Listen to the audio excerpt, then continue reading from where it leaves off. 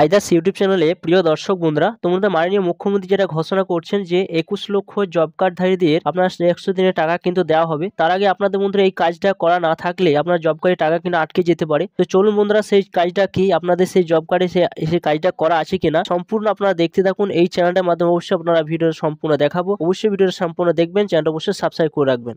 তাদের টাকাও আমরা পাঠাতে শুরু করেছি এবং তারাও পেয়ে যাবেন। বন্ধুরা, সরাসরি আপনারা কি করবেন, আপনাদের মোবাইলে যে ক্রোম ব্রাউজার রয়েছে সেখানে সার্চ বারে লিখবেন MGNRG লিখে, আপনার যে সাইটটা এখানে রয়েছে সেই সাইটে আপনারা সরাসরি কিন্তু চলে আসবেন।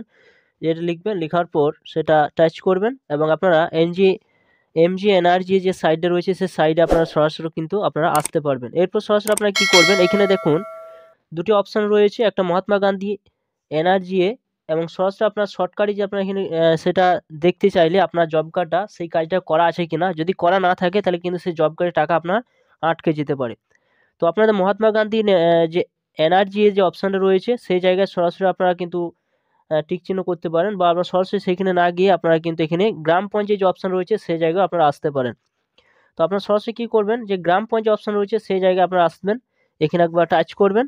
এখানে যখন টাচ করবেন আপনাদের সামনে দেখবেন এরকম একটা অপশান কিন্তু ওপেন হয়ে যাবে। এরপর আপনারা যেখানে টাচ করবেন আবার সরাসরি এখানে দেখুন দুটি অপশান পাবেন, তার মধ্যে এখানে এই জায়গায় সরাসরি কিন্তু আপনারা টিক চিহ্ন দেবেন, এই জায়গায় আবার টাচ করবেন।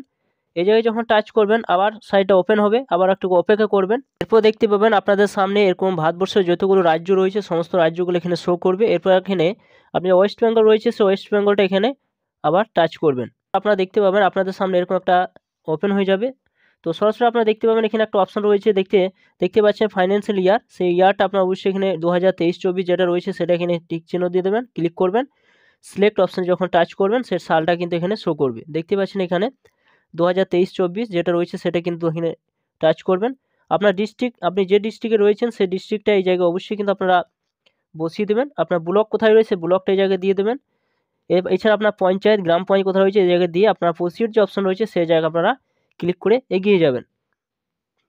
এরপর আপনারা যখন প্রসিড অপশানে যখন ক্লিক করলেন তখন আপনাদের সামনে এরকম একটা ফরম্যাট ওপেন হয়ে যাবে, অর্থাৎ এখানে সাইডটা কিন্তু ওপেন হয়ে যাবে। আপনি স্টেট, ডিস্ট্রিক্টটা দেখতে পাবেন, ব্লক দেখতে পাবেন, গ্রাম পঞ্চায়েত দেখতে পাবেন। এছাড়া এখানে দেখুন স্লাইডগুলো উপর দিকে ওঠাচ্ছি, এরপর এখানে দেখুন অনেক রকম অপশান কিন্তু পাবেন। তো সরাসরি দেখুন এখানে কতগুলো অপশান রয়েছে। এখানে আপনার যে অপশান আপনাদের আসতে হবে, আপনার যে জব কার্ডটা সেই কাজটা যদি করা থাকে অবশ্যই কিন্তু আপনারা এখানে জব কার্ডের সে টাকাটা আপনারা পাবেন। তো সরাসরি আপনারা কী করবেন, এখানে যে জব কার্ড রেজিস্ট্রেশন যে অপশান রয়েছে দেখতে পাচ্ছেন এখানে জব কার্ড রেজিস্ট্রেশন, তার আগে রয়েছে জব কার্ড রিলেটেড রিপোর্ট, অর্থাৎ এখানে দেখুন জব কার্ডের রিলেটেড সমস্ত কিছু এখানে দেওয়া রয়েছে। তো এখানে গিয়ে আপনারা কোন জায়গায় আপনারা টাচ করবেন, এখানে দেখুন list worker with Aadhaar number, এখানে দেখুন একটা অপশন রয়েছে, এই জায়গায় সরাসরি কিন্তু আপনারা ক্লিক করবেন। এরপর যখন আপনারা ওখানে টাচ করলেন সরাসরি দেখুন এখানে কতগুলো অপশান কিন্তু শো করছে, অর্থাৎ এখানে আপনার ভিলেজ দেখতে পাবেন, রেজিস্ট্রেশন নাম্বার অর্থাৎ যে জব কার্ডের নাম্বারটা দেখতে পাবেন, হাউস হোল্ড যে রয়েছে তার নামটা কি নিচে এখানে শো করবে, অ্যাপ্লিকেশন নাম্বারটা পাবেন, অ্যাপ্লিকেশন নাম পাবেন, জেন্ডার পাবেন, এজ পাবেন এবং অ্যাড্রেস পাবেন। এখানে দেখুন যে জিনিসটা আপনাদের দেখতে হবে, অর্থাৎ এখানে আপনার বয়সটাও কিন্তু আপনারা পেয়ে যাবেন। তো সরাসরি আপনার নামটা এখানে খুঁজে নেবেন যে আপনার নামটা কোথায় রয়েছে, সেই নামটা অবশ্যই কিন্তু আপনার এখানে স্লাইড করে উপর দিয়ে তুলবেন, উপর দিয়ে তোলার পর আপনার নামটা কিন্তু অবশ্যই কিন্তু এখানে দেখে নেবেন যে কোন জায়গায় আপনার নামটা রয়েছে।